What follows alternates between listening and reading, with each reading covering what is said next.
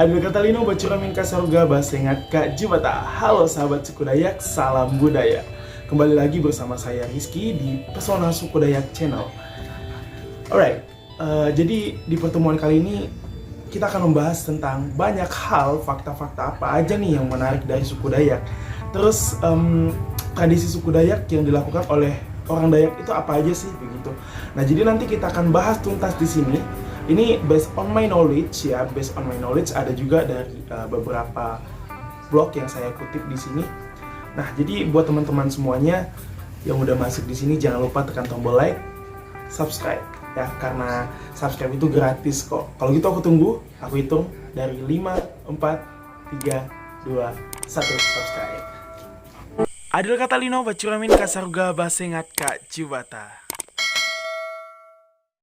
Bicara tentang suku Dayak, nah tentunya kalian tidak asing lagi dong dengan apa itu suku Dayak. Jadi suku Dayak itu adalah suku yang mendiami Pulau Kalimantan, begitu ya. Nah, suku Dayak itu dikenal dengan keramahannya. Jadi orang Dayak itu ramah-ramah aja. Jadi mukanya yang kelihatan mungkin agak menyeramkan begitu, tapi actually mereka baik. Ya, kita orang Dayak itu baik, gitu ya. Nah, jadi suku Dayak itu sendiri memiliki beberapa rumpun. Nah, adapun rumpunnya seperti Dayak Ngaju, Dayak Apokayan, terus Dayak Iban atau laut, Dayak Klemantan atau darat, Dayak Murut, Dayak Punan, dan yang terakhir ada Dayak Otdanum, begitu. Nah, jadi mungkin tak banyak dari kalian semua mungkin banyak yang belum tahu bahwa suku Dayak ini memiliki keragaman kebudayaan yang sangat banyak yang mungkin belum terekspos ke publik begitu. Nah, jadi adapun tradisi yang akan kita bahas pada hari ini, untuk yang pertama tradisi memanjangkan kuping. Nah, tradisi kuping panjang atau tradisi memanjangkan kuping ini adalah sebuah tradisi yang dikatakan cukup unik begitu. Nah, tradisi ini biasanya dilakukan oleh kaum perempuan ya, dengan memanjangkan telinga bahwa bagi perempuan di Kalimantan Timur begitu ya, mereka itu percaya bahwa memanjangkan kuping itu dapat menambah aura kecantikan mereka. Mereka itu semakin cantik. Nah, selain itu juga ada juga yang menyebutkan bahwa tradisi ini adalah digunakan untuk menunjukkan status sebagai kebangsawan. Nah, selain itu juga adalah untuk melatih kesabaran begitu.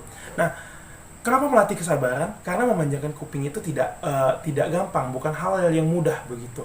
Nah, dengan memanjangkan kuping tersebut itu mereka melatih diri untuk bagaimana sih mereka itu sabar dalam memanjangkan kuping itu. Nah, jadi dalam memanjangkan kuping itu mereka menggunakan logam yang beratnya sekian berat begitu untuk memanjangkan kuping mereka. Semakin panjang kuping mereka, maka semakin cantik. Nah, jadi oleh karena itu orang Dayak juga dalam tradisi memanjangkan kuping itu laki-laki tidak boleh memanjangkan kuping sampai bahu. Itu hanya dikhususkan untuk perempuan begitu. Nah, jadi itu dia tadi dari tradisi memanjangkan kuping begitu. Nah, selanjutnya adalah tradisi tato Dayak. Nah, jadi mungkin ini sudah tidak asing lagi dengan kalian karena orang Dayak itu identiknya dengan tato. Mereka banyak menggunakan tato, baik itu laki-laki ataupun perempuan. Nah, jadi tato itu merupakan simbol dari berbagai hal seperti kekuatan, hubungan dengan Tuhan, perjalanan kehidupan, dan masih banyak lagi. Nah, jadi setiap tato yang mereka buat di tubuh mereka atau di tubuh orang Dayak itu adalah untuk menyimbolkan beberapa hal yang saya sebutkan tadi, begitu. Nah, jadi tradisi ini tidak hanya dilakukan oleh kaum laki-laki tadi ya, jadi perempuan juga boleh menggunakan tato.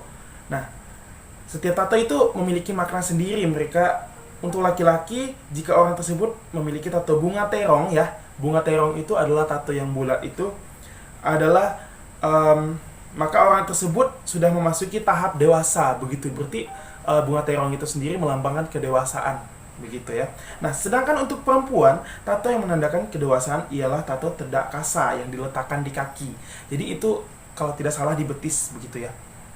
Yang di tato yang diukir di kaki perempuan begitu, di betis begitu. Nah, selanjutnya ada tradisi ngayau. Tradisi ngayau itu mungkin ada dari kalian, ada yang pernah mendengar, ada juga yang belum pernah mendengar. Nah, sedikit aku bahas di sini tentang tradisi ngayau itu sendiri adalah tradisi yang dapat dikatakan cukup ekstrim begitu. Why? Kenapa? Karena tradisi ngayo ini adalah tradisi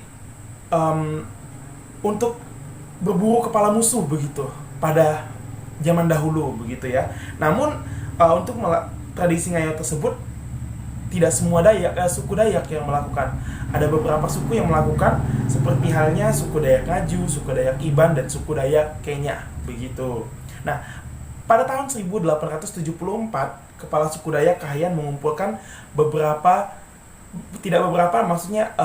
para rumpun kepala suku begitu untuk melakukan musyawarah tumbang anoy yang isinya adalah larangan untuk melakukan ngayau karena dapat menimbulkan perselisihan antar suku Dayak itu sendiri. Nah, pada saat itu juga pada tahun 2021 tradisi ngayau itu dilakukan. Ya. Nah, selanjutnya tradisi apa lagi yang akan dilakukan oleh suku Dayak? Yaitu tradisi Tiwah. Nah, tradisi Tiwah ini merupakan upacara pemakaman yang mana ketika para kerabat kita meninggal, kerabat orang Dayak meninggal itu, Dayak Ngaju melakukan pembakaran tulang belulang atau namanya tradisi Tiwah tadi. Nah, menurut kepercayaan masyarakat pada zaman dahulu, tradisi ini dapat mengantarkan arwah yang meninggal tersebut menuju dunia akhirat yang disebut Lewu Tatau. Begitu. Nah, tradisi Tiwah ini biasanya diikuti oleh para keluarga yang dilakukan sambil bernyanyi, sambil menari, begitu, dengan mengelilingi jenazah tersebut. Nah, perlu diingatkan bahwa tidak semua tulang jenazah dibakar karena tradisi ini hanya bersifat simbolis. Ya. Jadi ini tidak wajib dilakukan oleh orang Dayak begitu. Ada juga yang dikuburkan, gitu ya. Nah, selanjutnya apalagi yang dilakukan oleh orang Dayak? Ada tradisi Manaja Antang. Nah, tradisi ini adalah sebuah ritual untuk mencari keberadaan musuh pada saat berperang, begitu. Nah, menurut cerita masyarakat, ritual ini adalah ritual yang mana akan memanggil roh para leluhur melalui burung antang. Burung antang maksudnya yang mana dapat memberitahu lokasi atau tempat para musuh berada, begitu. Selain untuk berperang, tradisi ini juga dapat membantu untuk mencari petunjuk lainnya. Jadi tradisi Manaja Antang ini bukan hanya dilakukan untuk mencari para musuh ketika berperang, namun ini juga sebagai penunjuk arah, begitu, penunjuk lokasi. Nah, selanjutnya tradisi yang dilakukan orang Dayak yang terakhir. Nah, ini adalah Mantat Tumate, begitu.